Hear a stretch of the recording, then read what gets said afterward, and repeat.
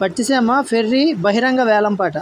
Pattiseema ferry బహిరంగ వేలంపాట నిర్వహించారు. పోలవరం మండలం పట్టిసీమ గ్రామానికి సంబంధించి 2024-25 సంవత్సరమునకు వాహన స్టాండ్ పాట మరియు ఫెర్రీ పాటలను పంచాయతీ సర్పంచ్ సుబ్బారావు శ్రీరామచంద్రమూర్తి అధ్యక్షతన ఈఓపి ఆర్డి శ్రీనివాసరావు ఆధ్వర్యంలో బహిరంగ వేలంపాట నిర్వహించడం జరిగింది.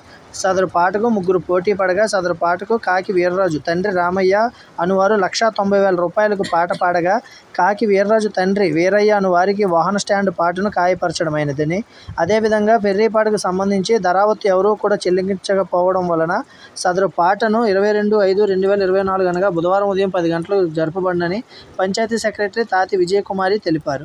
ఈ కార్యక్రమంలో పంచాయతీ సిబ్బంది, గ్రామ ప్రజలు తదితరులు పాల్గొన్నారు. విధించి వసూలు చేయబడుటకు గాని సదరు పాటను రద్దుపరిచి తిరిగి బహిరంగ వేలం వేయుటకు గాని గ్రామ పంచాయతీ వారికి పూర్తి అధికారం కలదు. అట్లు బహిరంగ వేలం నిర్వహించడం వలన గ్రామ పంచాయతీ ఏమైనా నష్టం వాటిల్లిన ఎడల ప్రథమ పాటదారు నుండి రాబట్టబడును. లాభం వచ్చిన ఎడల సదరు సొమ్మును గ్రామ పంచాయతీ నిధులకు జమ చేయబడును. గారి పాట 1,50,000 రూపాయలు. రెండవ వ్యక్తి మైగాపుల శ్రీనివాస్ గారు, మూడవ వ్యక్తి పురుషోత్తం పోసమ్మ గారు.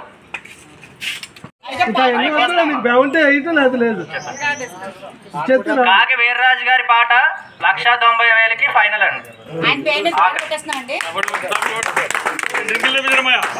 కాకి వీర్రాజు గారి పాట 1,90,000 మూడవసారి.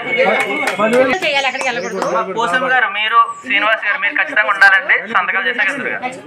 చిన్న కార్లు, జీపులు, మీడియం వెహికల్స్, లైట్ వెహికల్స్ 1కి 20 రూపాయలు, ఆటోలు 1కి 15 రూపాయలు, మోటార్ సైకిళ్ళు 1కి 10 రూపాయలు, సైకిళ్ళు 1కి 5 రూపాయలు. సదరు షెడ్యూల్లో చూపబడిన రేట్ల వాహనదారులకు తెలిసే విధముగా స్పష్టంగా బోర్డు పాటదారుని సొంత ఖర్చులతో తయారు చేయించి వ్రాయించి పెట్టవలెను.